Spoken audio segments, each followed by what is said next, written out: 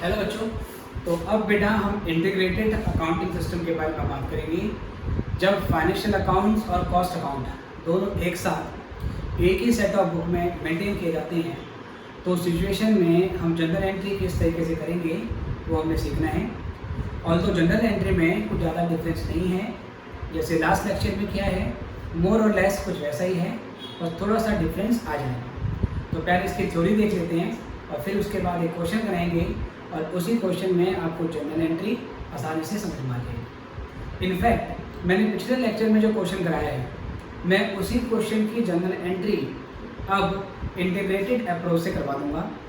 तो क्वेश्चंस के लिए आपको लास्ट लेक्चर देखना पड़ेगा, उसी को मैं यहाँ पर इंटीग्रेटेड अप्रोच से सॉल्व करने वाला हूँ। तो पहले देखते हैं इसका थ्योरी क्वेश्चन। तो सर क्या बोलते हैं, क्या चीज़ होती है? In this system, cost and financial accounts both are maintained in same set of books. एक ही बुक मेंटेन करेंगे सर, उसी में फाइनेंशियल अकाउंटिंग भी मेंटेन होगी, उसी में कॉस्ट अकाउंटिंग भी मेंटेन होगी। Hence, separate set of books are not maintained. Separate set of books are not maintained for cost and financial accounts, and therefore no need of reconciliation arise।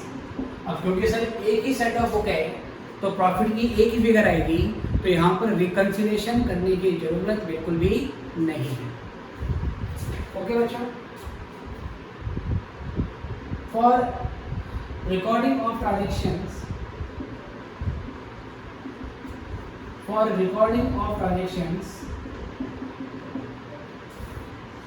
all accounts, मतलब कि nominal हो, real हो, person हो, are maintain. इसमें आप सभी तरीके के अकाउंट रिकॉर्ड करोगे। नॉमिनल अकाउंट भी रिकॉर्ड होगा, रियल अकाउंट भी रिकॉर्ड होगा और पर्सनल अकाउंट भी रिकॉर्ड होगा। क्योंकि एक ही सेट ऑफ बुक है तो आप रियल और पर्सनल अकाउंट को ऑमिट कैसे कर सकते हो, उसे इग्नोर कैसे कर सकते हो? क्योंकि यहाँ रिकॉर्ड नहीं करोगे तो कहाँ रिकॉर्ड करोगे? सेट ऑफ बुक तो एक ही है। तो यहाँ पर अब सभी तरीके के अकाउंट मेंटेन होंगे, चाहे वो नॉमिनल अकाउंट हो, चाहे वो रियल अकाउंट हो, चाहे वो पर्सनल अकाउंट हो। और जो कॉस्ट लेजर में हम स्पेशल अकाउंट बनाते थे for movement of material like store ledger, control account, WIP, finish goods, वो सारे अकाउंट इसमें बनते हैं सर। तो वो सारे बनेंगे along with some special accounts, ठीक है, maintained along with some special accounts for movement of material, जो कि मटेरियल की या गुड्स की मूवमेंट दिखाते हैं। बेटा मूवमेंट का क्या मतलब था कि वो कैसे रॉ मटेरियल से WIP बना और कैसे वो WIP से फिनिश गुड्स बना और कैसे वो सेल्स बन गया, वो सारे इसमें होंगे। क्योंकि इसमें रियल और पर्सनल अकाउंट मेंटेन हो रहे हैं तो यहाँ पर कॉस्ट लेजर कंट्रोल अकाउंट की जरूरत नहीं होती, क्योंकि जो कॉस्ट लेजर कंट्रोल अकाउंट था वो अकाउंट सब्स्टिट्यूट करता था, रिप्लेस करता था रियल और पर्सनल अकाउंट को। क्योंकि यहाँ पर real and personal account maintain हो रहे हैं तो यहाँ पर कॉस्ट लेजर कंट्रोल अकाउंट की जरूरत आपको नहीं है। ठीक है बेटे? तो there is no need of cost ledger control account. इतना आप थ्योरी देखिए। अब मैं क्या करने वाला हूँ बेटा, बस पिछले लेक्चर में जो क्वेश्चन करवाया था उसकी जनरल एंट्री आपको मैं करवा देता हूँ। जनरल एंट्री में ज़्यादा डिफरेंस नहीं है। अब हमें ध्यान रखना है कि हम कॉस्ट लेजर कंट्रोल अकाउंट को नहीं लिखेंगे। जहाँ रियल अकाउंट आ रहा है वहाँ रियल अकाउंट लिखेंगे, जहाँ पर्सनल अकाउंट आ रहा है वहाँ पर्सनल अकाउंट लिखेंगे। Is it okay? इतना नोट कर लो, फिर मैं सेम क्वेश्चन आपको सॉल्व करूँगा।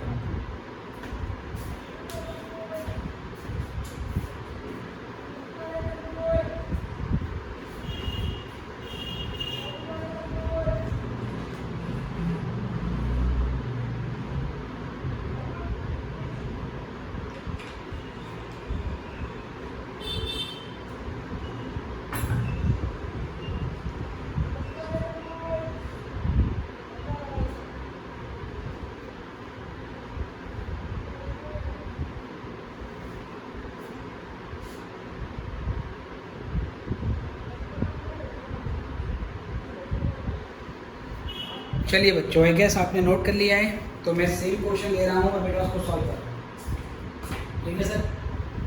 तो मैं यहाँ लिख रहा हूँ general entries under integrated accounting system. ठीक है बेटे? तो ये लेक्चर देखने से पहले आपको पिछले 2 लेक्चर देखने पड़ेंगे। जो बच्चे सीधे इस लेक्चर में आए हैं वो लोग पहले पिछले 2 लेक्चर देखें, फिर उसके बाद ये समझ में आएगा, अदरवाइज ये नहीं समझ में आने वाला है। सेम क्वेश्चन जो लास्ट लेक्चर में लिखाया है बेटा, वही मैं यहाँ पे कर रहा हूँ। ठीक है बेटा? तो एंट्री पास करते हैं। तो पहली एंट्री थी बेटा उसमें हमारी परचेज ऑफ मटेरियल, तो लिखेंगे store ledger control account. Sir ये क्वेश्चन कहाँ है इसका? क्वेश्चन पिछले लेक्चर में। Store ledger control account debit, हमने सामान परचेज करा, ये नहीं बोल रखा कैश में खरीदा है या उधार में खरीदा है। तो नॉर्मली बेटा बिजनेस में हम पहले इन्वेंट्री उधार में लेके आते हैं, उसको सेल करते हैं, डाटा से कलेक्शन आता है, फिर हम ट्रेडर्स को पैसे देते हैं। तो हम ये मानेंगे सामान उधार में खरीदा है। तो store ledger control account debit या material ledger control account debit, मतलब परचेज अकाउंट को अभी भी हम परचेज नहीं बोलेंगे, उसको स्टोर लेजर कंट्रोल अकाउंट बोलेंगे। Right sir?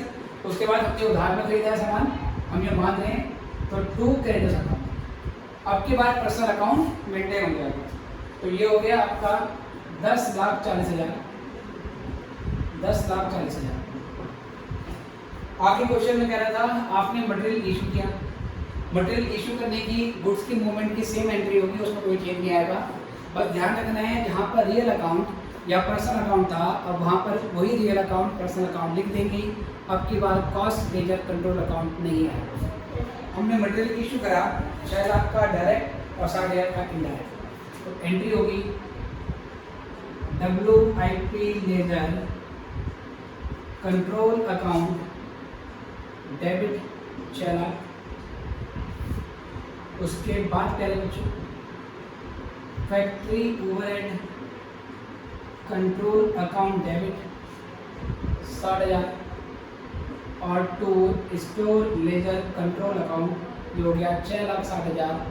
Store ledger control account, इस चीज़ को मैंने यहाँ पर SLC के नाम से लिख दिया है, ये अब आप लोग समझ रहे होंगे। यहाँ से अगली एंट्री होगी बेटा कि 20,000 रुपये का सामान हमने सप्लायर को वापस कर दिया। जब हम सामान सप्लायर को वापस करेंगे तो ये परचेज रिटर्न है, एंट्री होगी क्रेडिटर्स टू परचेज रिटर्न। अब की बार क्रेडिटर्स के बदले हम क्रेडिटर्स से लिखेंगे। ठीक है पहले बच्चों? और यहाँ लिख देंगे हम स्टोर लेजर कंट्रोल अकाउंट, क्योंकि हमारी इन्वेंट्री यहाँ से बढ़ जाएगी, तो 20,000 का जो रिटर्न हमने यहाँ पे बना दिया। अगली एंट्री में कहता है कि हमने हमारे पास WIP से 24,000 का डायरेक्ट मटेरियल वापस आया और इनडायरेक्ट मटेरियल 10,000 का वापस आया। ठीक है, एंट्री बना दो। स्टोर बढ़ेगा, इसमें कोई चेंज नहीं आएगा बेटा। बस जहाँ जहाँ कॉस्ट लेजर कंट्रोल अकाउंट था रियल और पर्सनल अकाउंट की वजह से अब की बार वहाँ रियल एंड पर्सनल अकाउंट ही लिखेंगे। अगर आपकी फाइनेंशियल अकाउंटिंग की जनरल एंट्री स्ट्रॉन्ग है तो इसमें भी आपको कोई दिक्कत नहीं होने वाली है। तो SLC account debit 34,000 to WIP ledger control account 24,000 और 2 क्या नाम है सर, फैक्ट्री ओवरहेड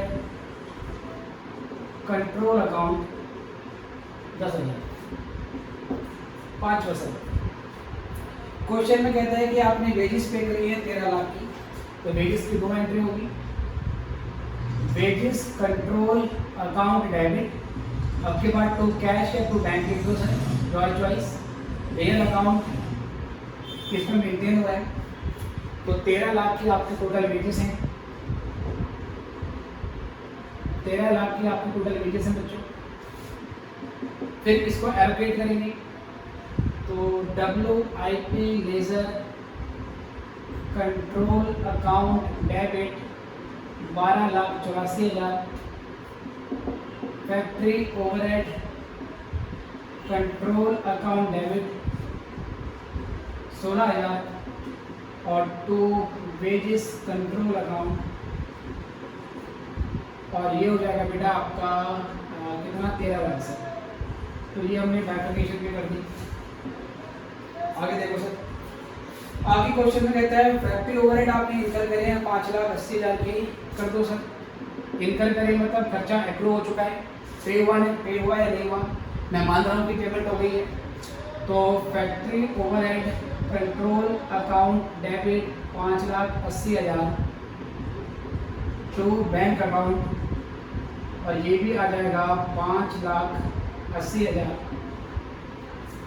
7 सर, आगे क्वेश्चन में कहते हैं अप्लाइड ओवरहेड प्रोडक्शन। ठीक है बेटा, हमने ओवरहेड रिकवर करे हैं 50% ऑफ डायरेक्ट लेबर। जब ओवरहेड को रिकवर करेंगे तो work in progress ledger control account debit, तो फैक्ट्री ओवरहेड कंट्रोल अकाउंट जो डायरेक्ट वेजेस का 50% है 6,42,000। 8 बेटा, आगे क्वेश्चन में कहता है आपकी जॉब्स कंप्लीट हो गई, जो कंप्लीट होगी वो बन जाएगी फिनिश गुड्स। तो finish goods ledger control account debit to work in progress ledger control account, ये हो गया 23 लाख। 23 लाख की जॉब आपकी कंप्लीट हो चुकी है बेटी। उसके बाद 9th कहते हैं सेल्स करिए आपने, इसकी सेल्स वैल्यू 36 लाख की है और 22,20,000 की बेटा उसकी कॉस्ट थी। तो पहले सेल करोगे तो ये ट्रांसफर होगा, सबसे पहले 3 एंट्री होंगी इसमें, cost of sales account debit 22,20,000, ठीक है 22,20,000 to finish goods ledger control account. फिर ये कॉस्ट ऑफ सेल ट्रांसफर होती है कॉस्टिंग प्रॉफिट लॉस में, तो costing profit loss account debit to cost of sales account 22,20,000 की, ठीक है प्यारे बच्चों। उसके बाद बेटा पॉइंट नंबर 10th, इसी में एक और एंट्री एक्चुअल सेल रिकॉर्ड करोगे। एक्चुअल सेल रिकॉर्ड करोगे तो अब सेल हो रही है सर, कैश में हो रही है क्रेडिट में हो रही है हमें नहीं पता सर, तो आप मान सकते हो उधार में सेल हो रही है, ठीक है सर, या कैश में मान लो तो कैश टू सेल एंट्री बना दो, या आप क्या कर सकते हैं sir debt to sale entry भी बना सकते हैं। मैं डेट टू सेल के नाम से एंट्री कर देता हूँ, डेट टू सेल अकाउंट या debt to profit and loss account लिख देता हूँ, क्योंकि सेल जो अल्टीमेटली है वो प्रॉफिट एंड लॉस अकाउंट में ही ट्रांसफर होगी। तो डेट टू सेल्स, उसके बाद अगली entry sales to profit loss, right, या डायरेक्ट बना देंगे debt to profit and loss account. तो ये बन गया मेरा 22 लाख नहीं सर 37 लाख की एक्चुअल सेल यहाँ पे डाल देंगे, ठीक है बेटे। इसके अलावा एक एंट्री और रह गई है, इतना नोट कर लो, फिर मैं इस पोर्शन को मिला के एक एंट्री और दिखा। तो आप देख रहे हैं जनरल एंट्री में बस क्या फर्क आया है, ये फर्क आया है जहां पे कॉस्ट लेजर कंट्रोल अकाउंट आ रहा था अब वहाँ पर हम रियल अकाउंट के बदले रियल अकाउंट लिख रहे हैं, पर्सनल अकाउंट के बदले पर्सनल अकाउंट लिख रहे हैं। बाकी एवरीथिंग इज सेम, राइट। जल्दी नोट कीजिए, एक एंट्री और बाकी है, फिर मैं उसको करवा के खत्म करता हूँ।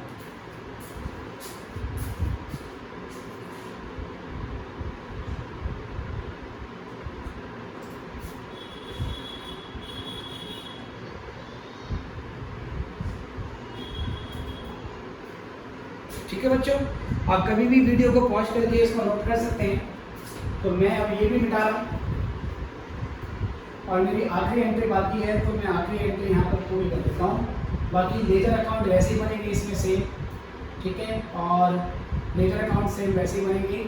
बस इसमें जब लेजर बनाओगे तो डेटर अकाउंट ही बनाना पड़ेगा, क्रेडिटर्स अकाउंट ही बनाना पड़ेगा, कॉस्ट लेजर तो बनेगा नहीं, क्योंकि जनरल एंट्री में डेटर का नाम आ गया है और जो क्रेडिटर्स है उसका नाम आ गया है। तो डेटर अकाउंट बनाओगे, क्रेडिटर अकाउंट बनाओगे, फिर बैलेंस आएगा और ट्रायल बैलेंस में डाल देना, कोई दिक्कत नहीं है सर। इतना तो आपको आता ही है। 11th क्लास में जनरल एंट्री से लेजर और लेजर से ट्रायल बैलेंस, ये आपने अच्छे से सीखा है सर, ठीक है सर।